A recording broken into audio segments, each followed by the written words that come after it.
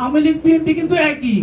তো সুতরাং বিপ্লবী নেতা বিপি নুরের মাধ্যমে সেটা এই প্রজন্মের, এই দ্বিতীয় মুক্তিযুদ্ধের দেশ তথা পৃথিবী, আমি মনে করি বিপি নুরের মতো এত অগ্নি পরীক্ষা দিয়ে আজকে দলের এই সংগঠন গুছিয়ে আমরা আগামী দিনের দেশ পরিচালনার স্বপ্ন দেখতেছি, যেটা আর কেউ মনে হয় এমন ভাবে তার মতো কেউ আসে নাই।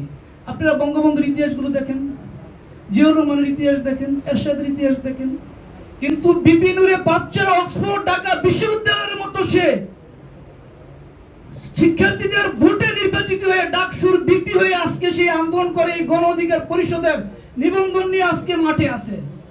এবং মাঠে সে এমন ভাবে আছে যেখানে আমাদের স্বৈর শাসকের নির্যাতনে আমরা সারা দেশের মানুষ অতিষ্ঠ। সেই অতিষ্ঠ থেকে আমাদের আজকের সাধারণ সম্পাদক যে ব্যাখ্যাটা দিয়েছিলেন যে স্বাধীনতা কোথায় থেকে আসছে, একজন মানুষ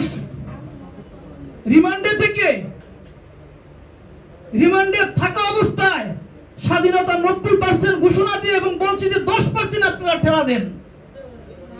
আমার মনে হয় সারা বাংলাদেশের 18 কোটি লোকের মধ্যে লক্ষ লক্ষ লোক পাওয়া যাবে তা এই বিপ্লবী কথায় তারা রাজপথে নেমেছিল। আজকে এই বিপি নুরের কারণে দেশ স্বাধীনতা হয়েছে, সেই জিনিসটা আমাদের 18 কোটি মানুষের ঘরে ঘরে পৌঁছাইতে হবে। যেখানে বঙ্গবন্ধু 7ই মার্চের ভাষণ দিয়ে গ্রেফতার হয়ে পাকিস্তানের কারাগার হয়ে মিথ্যা ইতিহাস বাংলাদেশে প্রতিষ্ঠিত করতে চেয়েছিল, মিথ্যা ইতিহাসে মানবতা বিরোধী বড় বড় নেতাদের ফাঁসি দিয়েছিল। আজকে আওয়ামী লীগের আমাদের বিপি নুরের ইতিহাস সত্য, এবং আওয়ামী লীগ যেটা করছে শেখ হাসিনা যে গণহত্যা চালিয়ে গেছে, এই আওয়ামী লীগ গণহত্যার দায়ে বাংলাদেশে অন্তত শেখ পরিবার আর দাঁড়ানোর ক্ষমতা নাই। যদি আপনারা ইতিহাস জানেন, হোসেন মোহাম্মদ এরশাদ 90-তে মাত্র একজন নূর হোসেনের হত্যার দায়ে সে মৃত্যুর শেষ পর্যন্ত তার পায়ে সিগল দিয়ে দেওয়ার মতো আওয়ামী লীগ বিএনপি তাকে ব্যবহার করে এই ফাঁসিতে ঝুলাবে বলে তাকে ব্যবহার করে গেছে মাত্র একজন লোকের কারণে। আর শেখ হাসিনা হাজার হাজার লোক হত্যা করেছে।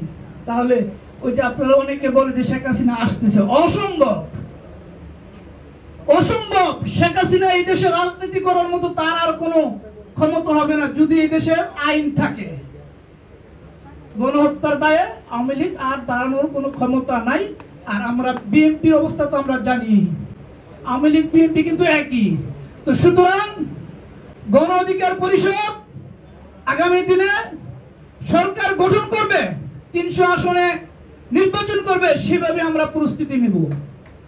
আর সবচেয়ে মজার বিষয় হলো আমি এখানে যোগদান অনুষ্ঠানে মাত্র ফুল নিয়ে বসছি, কোথায় থেকে আমার নওগাঁর সাংগঠনিক সম্পাদক আমাকে এই ছবি পাঠাইছে, আরো দেখলাম অনেকগুলো রাজনৈতিক দল আমার হোয়াটসঅ্যাপে ছবি পাঠাচ্ছে। তার মানে দ্রুত গতিতে আমাদের এই সংগঠনের প্রচার এবং গণ অধিকারের প্রচার সারা বাংলাদেশে চলছে। গণ অধিকার যদি মনে করে প্রতি সপ্তাহে এই যোগদান অনুষ্ঠান করবে, প্রতি সপ্তাহে ইনশাআল্লাহ সারা বাংলাদেশ থেকে আমার লোক জয়েন করবে। আর যদি মনে করে না সদস্যপদ, প্রাথমিক সদস্যপদ পূরণ করে জয়েন করবে, সেটাও সম্ভব হবে। আর